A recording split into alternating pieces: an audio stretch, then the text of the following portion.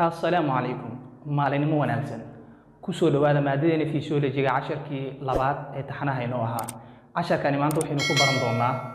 mid ka mid ah general physiology-ga oo ah cell physiology maanta waxaynu ku falanqayn doonaa laba qodob oo aad muhiim u ah labada qodob aynu kaga hadli doono cell physiology-ga ama shaqada uu unuga qabto waxa weeye midka koowaad inaynu barano components of cell ayaynu baran doonaa anagoo ku waxayn doona insha Allah waliba main components ayaynu kaga hadli doonaa qodobka labaad ayaynu kaga hadli doonaa insha Allah oo ah qodobkeena maanta oo casharkan ugu soo gabagabeyn doono insha Allah ayaa inoo noqon doona different types of cells in our body oo ah unugyada jirkeena uu ka sameeyay yahay ay kala duwan ayaynu waxaan sameyn doonaa waaynu sheegi doonaa anagoo marka group by group ka dhigi doono insha Allah dhamaadka casharkan waxaan rajeynayaa labadaas qodob inaad si tafatiran u fahmi doontid biidnillaahi jalla wa ala nala socod wanaagsan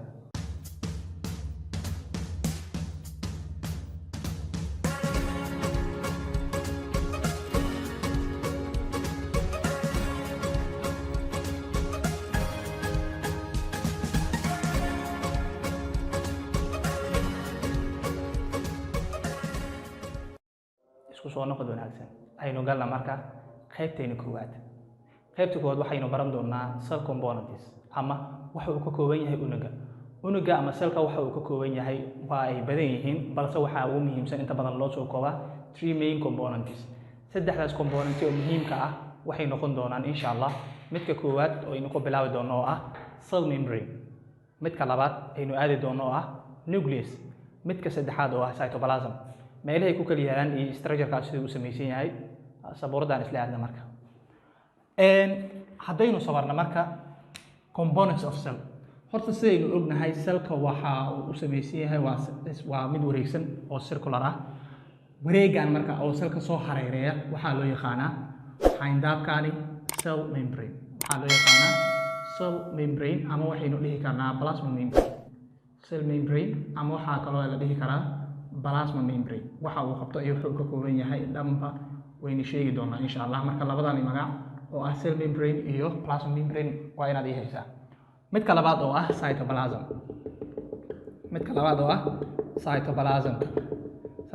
waxa loo yaqaanaa wax walbo cellka ama unuga dhexdiisa ku jira waxa loo yaqaanaa inay tahay cytoplasm except marka laga reebo marka nucleuska except markaynu ka reebno nucleuska marka wax walbo inta ku jira waxaynu u naqaanaa inay tahay cytoplasm qaybtani oo ah iyadana nucleuska iyadana waxa ay u dhaxaysaa ama ay dhaxda kaga taalaa cellka iyada marka waa meesha inta badan lagu sameeyo gene formation-ka iyadana waa qaybta saddexaad nucleus hadda marka saddexda qaybood aynu sheegaynay waa midka koowaad oo ah gidaarka oo aynu u naqaano cell membrane oo ah xubkii dahaarayay ama inta badan xayndaabku ahaa unuga iyo wax walba ku dhex jira unuga dhexdiisa oo ah cytoplasmka iyadana laba ayaa ugu muhiimsan waynu sheegi doonaa nucleuska iyadana waa meesha bu'da ah oo lagu sameeyo DNA-ga iyo RNA-ga all genetic information-ka meesha lagu sameeyo waa meeshaan haddaba marka hadaynu fahamnay three components-kani oo ugu waaweyn waxaa jiri karo iyo ka badan waxaana dhihi karnaa cell membrane-ka markaynu ka hadlayno waa gidaarkan waxa uu qabtaa marka shaqooyinka uu qabta daan laba ama hal aan ku sheegno waxa uu qabtaa horta waxa uu kala celiyaa extracellular fluid iyo intercellular fluid ayuu kala celiyaa waa maxay extracellular fluid iyo intercellular fluid-ka marka aynu ka hadlayno fluids-ka ama dareeraha jirkeena ku jiro waxaa la sheegaa 60% in ay yihiin human adult-ga jirkiisa inuu yahay fluid-kaasi waxaynu ka hadlaynaa marka qaybta gudaha ku jirta ama cellka gudihiisa ku jirta waxaa loo yaqaanaa intercellular fluid qaybta banaanka taala ama cellka ka baxsan oo inta badan jirka qaybihiisa iyo socodkiisa iyo howlo badan ka qabata jirka waxaa loo yaqaanaa extracellular fluid-ka marka dareeraha sidii banaanka yaala iyo dareeraha gudaha ku jira waxa xayndaabka uu kala celiya marka waa cell membrane haddaynu usoo baxno cytoplasm iyadana waa waxa walba ku dhex jira waxaynu dhahnay cellka una dhaxeeya nucleuska iyo cell membrane cytoplasmka marka waxaynu dhahnay waxa weeye laba nooc ayaa loo kala saaraa nooc dareere ah oo fluid like structure ah oo loo yaqaano waxaa loo yaqaanaa cytosol iyo qayb kale oo iyadana loo yaqaano organelles-ka waxaa weeye marka microscopic structure-ada uu ka kooban yahay cellka microscopic structure-ada waxaa weeye meeshaan cellka markaynu ka hadlayno waa dal dhan weeyaan ama waxaa weeyaan dhihi karna waa qaaradan wax badan ayaa ku dhex yaala marka markaynu gudaha u galno waxaa ku yaala organelles waxaa ka mid ah mitochondria waa caansan ribosome ayaa ku jirto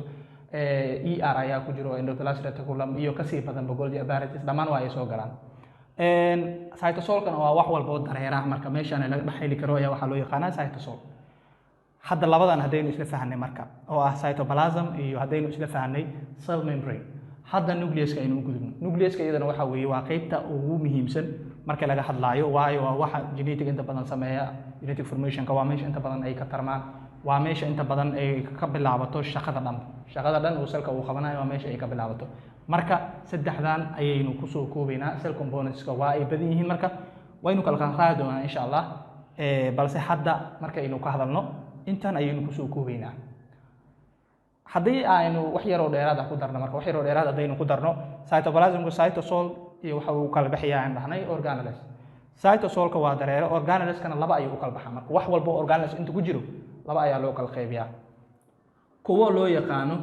membrane bound organelles kuwa loo yaqaano membrane bound organelles ayaa loo yaqaanaa organellesyadaani ama microscopic structure-da ishaba ay qabanaynin uu ka samaysan yahay salka kuwaasi waxaa loo qaybiyaa laba kuwa marka membrane bound organelles ah waxay ku dhegan yihiin marka ay gidaarada u saaran yihiin ama ay ku dhegan yihiin cell membrane-ka oo ah plasma membrane-kii xayndaabka ayay ku dhegan yihiin macnaha kuwa kalena waxaa la yidhaahdaa membrane less organelles waxaa loo yaqaanaa iyagana membrane less organelles waa kuwa free ka ah aanu ku dhegnayn organelleska kuma dhegno free ayay yihiin marka kuwa organelleska ku dhegan waxaa kow ka ah endoplasmic reticulum ayaa soo galo kuwa ka baxsan waa kuwii aan hadda sheegnay kow ka oo ay ka mid ahayd mitochondria iyo wax kaleba oo ay soo raacaan marka dhammaan markaynu soo koobno cell content and cell structure intaan ayaynu ku soo koobaynaa aynu u gudubna qaybteena labaad oo ayna kaga hadli doono different types of cells in our body unugyada kala duwan ee uu jirkeena ka kooban yahay ayaynu kaga hadli doonaa insha Allah inala soo marka unugyada markaynu ka hadno marka types of cells markaynu fiirino waxaynu kala bixin doonaa saddexda aynu hadda ka dhawaajinay midka koowaad waxaynu ku salaynaynaa based on waxaynu ku salayn doonaa tissue formation kuwa marka unug sameeya nudayaasha tissue formationka kuwa sameeya marka nudayaasha waxa ugu muhiimsan aynu kaga hadli doonaa unugyadaas waxaa kow ka ah bone cells oo loo yaqaano osteocytes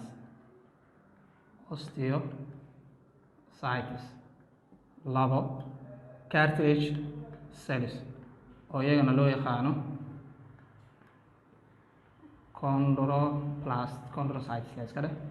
chondrocytes kuwa kale oo loo yaqaano iyagana soo hoosgala tissue formationka waxaa ka mid ah epithelial cells iyagana waxay sameeyaan epithelial tissue waxaa kaloo ka mid ah nerve cells sida neuralgia iyo waxaa ka mid ah neuron iyagana waa isooga nerve cells-ka kuwan ayaynu soo qaadan doonaa waa ay badan yihiin laakiin afartan ayaynu kusoo koobi doonaa kuwa waxaa loo yaqaanaa marka bone cells waa kuwa sameeya lafahaasi aynu ognahay waa tissue isu tagay oo samaysmay kadib kuwaasi marka osteocytes ayaa loo yaqaanaa waxay soo galaan tissue formationka kuwan waa cartilage cells iyagana waxa ay sameeyeen intay isu tagaan ayay laf noqdaan kuwaasi waxaa loo yaqaanaa iyagana chondrocytes kuwa kale waxaa jira epithelial cells loo yaqaano epithelial tissues ay sameeyeen inta badan kuwaanina waa nerve cells waxaana ka mid ah neuralgia iyo neurons ayaa ka mid ah iyagana waxay soo galaan tissue formation kuwa waxaa jira marka oo qaybta labaad inoo soo gali doonaan based on waxaynu ku salayn doonaa their function shaqooyinkooda ayaynu ku waxin doonaa kuwaas waxaa ka mid ah kuwa loo yaqaano connective cells ayaa ka mid ah storage cells unugyo wax keydiya iyo unugyada saddexaad oo iyagan loo yaqaano supportive cells unugyo kaalmeeyaala jirka caawiya unugyada haddaynu ka hadalnay tissue formation unugyadana waxaaynu u kooxin doonaa anagu u fiirin doono functionka ay qabtaan kuwa waxaa jira marka jirka u qabta connective cells oo ah waxbay isku xiraan waa connectionist kuwa waxay sameeyaan waa in storage waxa ay keydiyaan sida unugyada oo murqaha ku jira oo kale myocellska waxa ay keydiyaan supportive cellskana waa kaalmeeyaal jirka ay caawiyaan kuwaanina waxa ay fiirin doonaa ama soo gelin doonaa kooxda labaad saddexdan ayaynu kusoo qaadan doonaa qaybta saddexaad haddaynu gudubno